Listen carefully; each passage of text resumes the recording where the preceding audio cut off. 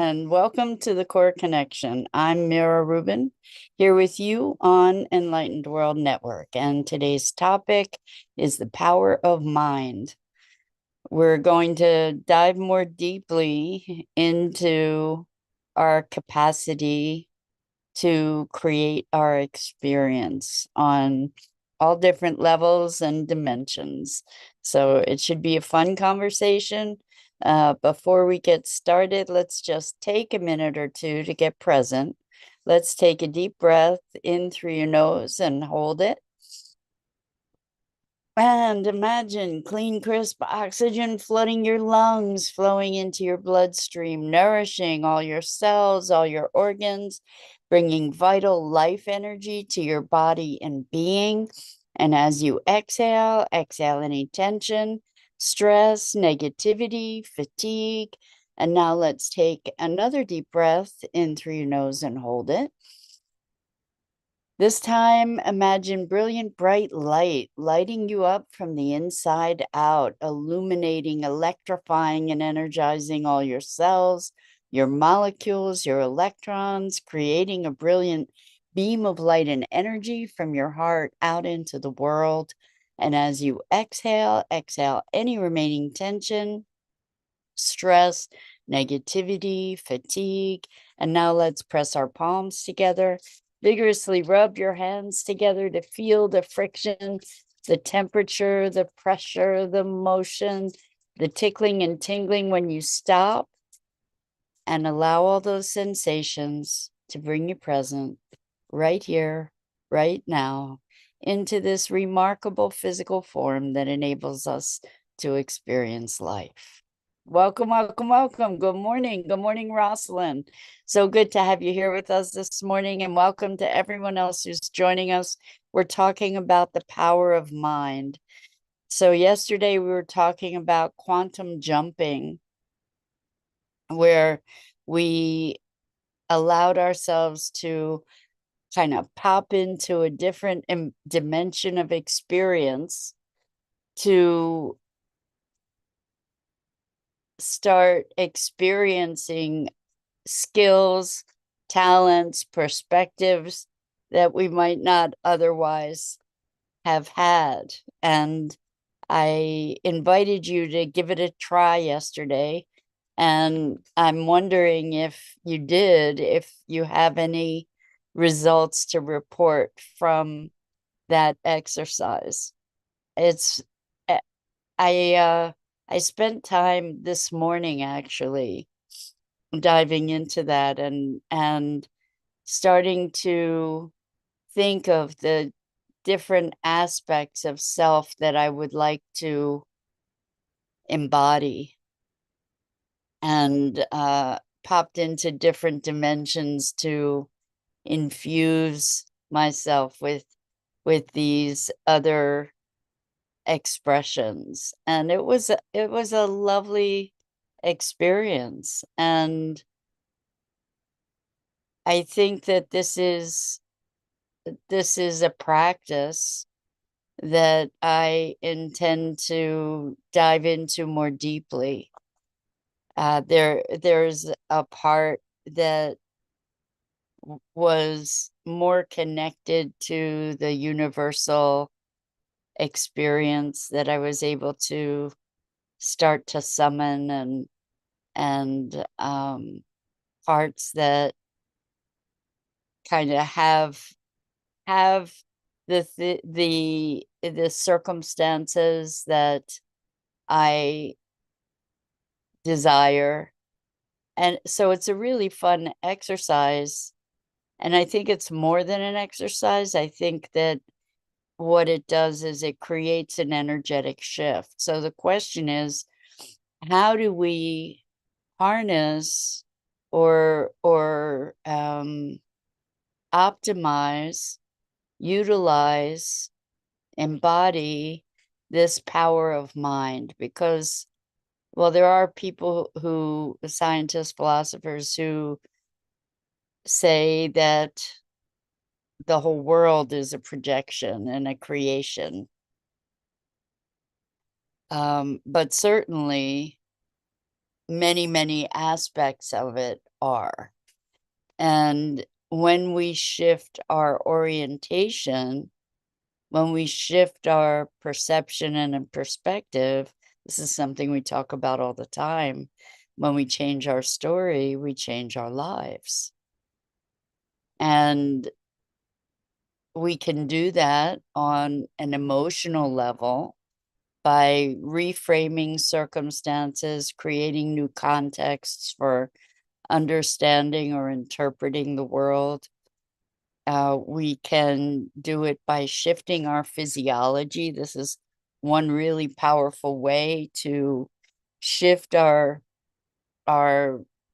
being, our emotional state, our physiological state. Movement is a really good way to get that rolling. And we can shift our mind using all these different techniques, movement, breath work, meditation.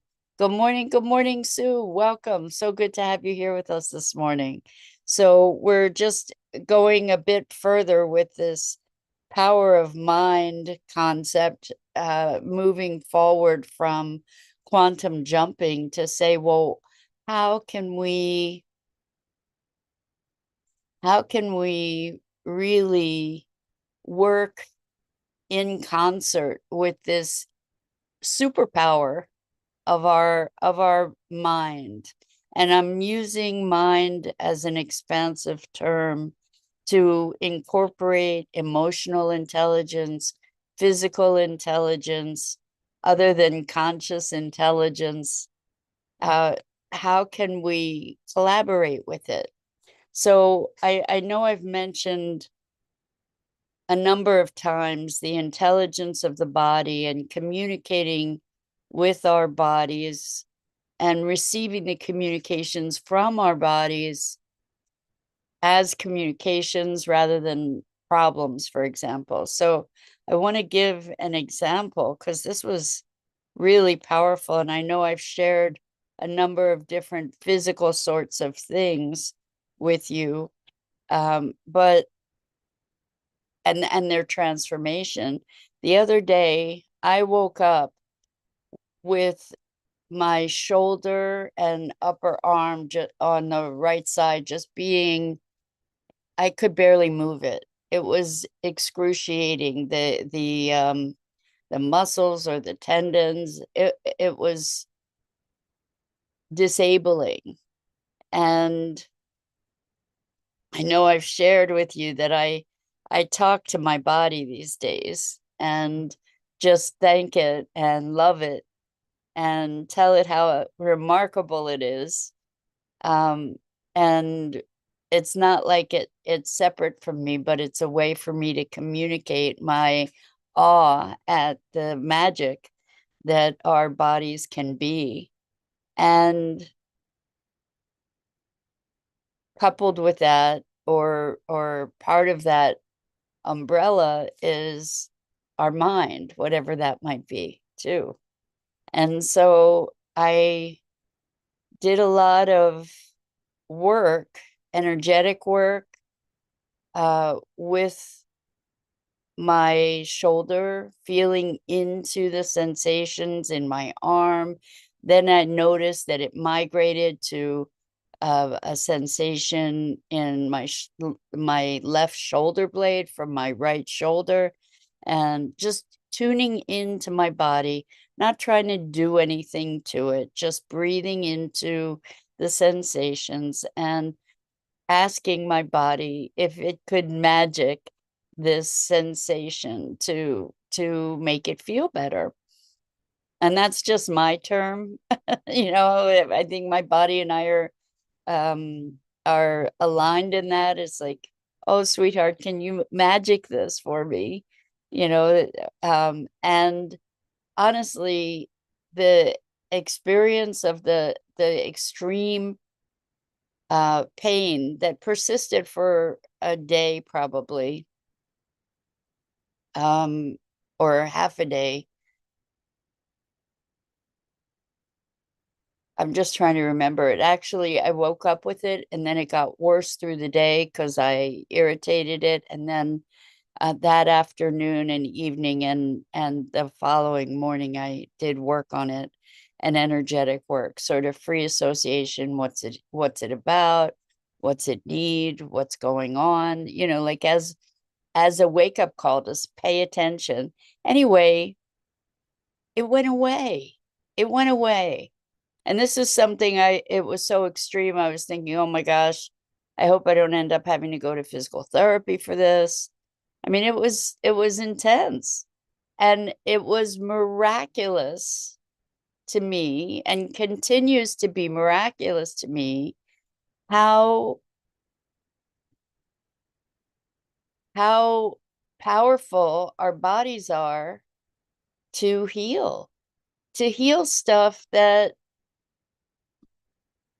so many of us get all kinds of treatment for. I mean, I am not a big medicine person, so, you know, but the pain was so extreme, I really truly considered taking something to dull the pain. It was so profound. So this is part of the power of mind. We have the ability, we have all kinds of abilities that are untapped. That's the idea here. We have all kinds of abilities that are untapped, and oftentimes because we don't believe it's possible. So I had seen a video a while back of these people who were playing sports, reading out loud, um, doing artwork, etc., blindfolded, blindfolded, playing sports, riding bicycles, reading out loud, blindfolded. And just recently, I came across the organization that actually trains people to do this. This is one of my bucket list things, by the way. There's actually an online course also, as well as a retreat that teaches people how to do this. And the explanation for it is that people see with their brain, not with their eyes. And it's a matter of retraining the brain, retraining our minds as to what is possible. And when we're talking about what's possible, we're talking about expanding perception, expanding our the range of our possibility and capability and capacity, all of it, that all of this is possible. Miraculous things are possible that when we start recognizing that they're possible, when we start engaging with them as possible or as reality. And I think this thing with the miracle of the body that's so extraordinary to me, I think it's something that's been building over time. I think it's something that I've been cultivating. Little wins lead to more confidence, lead to more confidence, lead to bigger wins. And the shoulder thing was huge for me. I mean, I've told you about twisted ankles that healed, and and that's pretty remarkable too. But this shoulder thing just was amazing. And so it's recognizing this capacity of body and mind. It's given me a much deeper appreciation and love for my body's intelligence, to say, hey, what I'm in awe. I'm in awe and wonder. And something is different here than what I was raised to believe. And so the power of mind becomes available to us as we take down some of the guardrails, as we recognize the guardrails and then allow ourselves to step beyond them to possibility. And these guardrails that I'm talking about are guardrails of beliefs. And a lot of these beliefs are what we would call consensus reality, which is not that different from the reality in the story The Emperor Has No Clothes. The consensus reality was that the emperor was wearing clothes that were of such fine material that they were light and transparent. You couldn't even feel them, and you couldn't see them. They were so light and refined and beautiful. And it took a child who wasn't conditioned into that consensus reality to call it like it was, to say, hey, the emperor has no clothes. And it's then that the townspeople sort of awoke from their collective spell to recognize what was so. And I think that this is an incredibly important conversation right now, in this time, in this moment, when we are facing all kinds of misinformation and disinformation and fear mongering and chaos. There is a lot for us to be responding to, and to not fall under the sway of consensus reality, that we need to take responsibility and be accountable for the power of mind, for the power we each have to maintain and bolster and propagate light. And I don't mean being Pollyanna, and I don't mean ignoring or denying what's so, but I do mean being aware, taking action, remembering that your light is the most important thing. It's the most important thing, because light trumps darkness. And I use that word deliberately. We get to burn brighter and not allow ourselves to be swept, not give the power of our minds over to something that dims our light. So agency, maintaining our agency, maintaining our own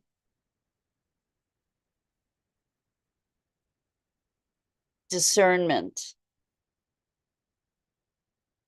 so that we can make choices about our being. It's easy to get swept up into the negative conversation. There's a lot going on that could inspire fear, could inspire resignation, could inspire defeat. Fear, resignation, defeat, all of it. And we get to choose. This is so important. We get to choose to maintain our light and the possibility that we generate. Because I assert that whatever that power is that healed my shoulder, I don't think it was outside of this energetic field. I think it was the energetic field that each of us has, each of us is. Our energy is not restricted just to us, though. And we can become really permeable to external energies, or we can radiate. When we allow ourselves to become diffuse, when we lose our center, then we become really permeable and susceptible to the consensus realities. And instead of allowing that permeability, that sponginess, if we can reaffirm our own light, if we can strengthen our light, then that light will radiate out instead of all the other stuff permeating, if that makes sense. So I'm speaking of this from a very recent experience of this energetic permeability that I experienced. And so, good morning, Ruth. Welcome. Or maybe that's Dido. It's great to have you here with us, whoever it is. Welcome. So what we're talking about is being responsible for our mind, for our body, for our being, for our emotions. And this is an exercise, a simple practice that makes a really big difference, as simple and silly as it might seem. And I'm going to suggest how to do this simple thing, maybe multiple times throughout your day. So just take your hand and rub it from your forehead over your head to the back of your neck and say, I'm me and only me. What this is doing is it's affirming my own energy field. I'm me and only me. Try it. I'm me and only me. And I don't know about you, but my experience of it is that I start feeling energy moving in a very different way through my body.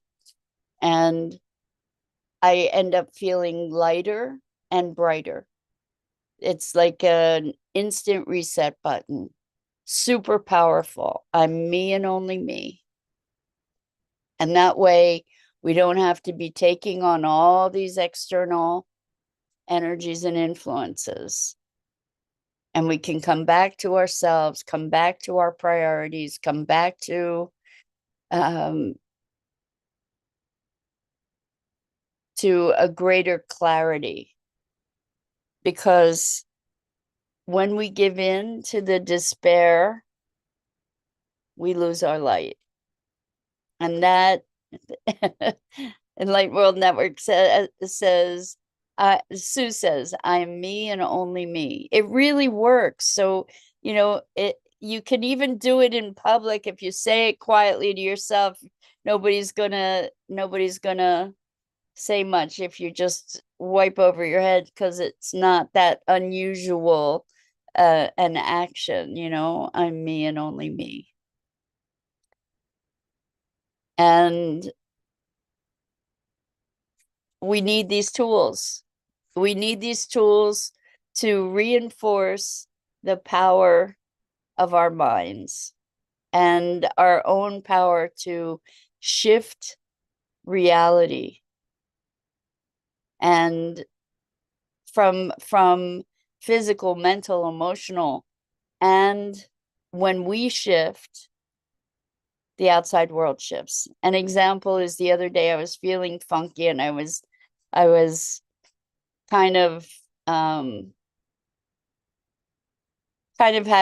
having a pity party, like low moment kind of thing. I wasn't talking stories so much, but I just felt ugh, and I was really kind of immersed in that feeling. So I was listening for a little bit to Tony Robbins, who just did a 3-day event for free. And as I was listening, he was talking about we get to choose how we be. And I decided, okay, yes, I'm going to shift my energy. I'm going to choose to feel up, to just be energized. And I brought that energy into my body. Again, remember, movement is one way we can do it. Maybe dancing around like a nut, why not? But movement is one way that we can bring up our energy.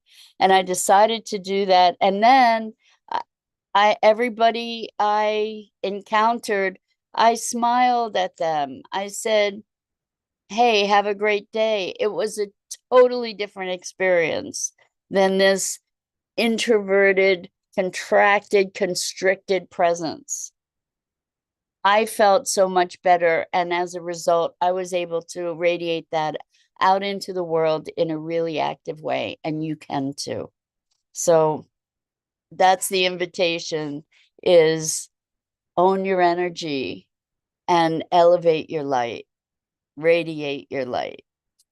And that's it for today. I'm Mira Rubin. This is the Core Connection. And I go live here each weekday morning at 9 a.m. Eastern on the Enlightened World Network Facebook page and YouTube channel. And I invite you to please like, follow, and share Enlightened World Network and me. The links are in the description.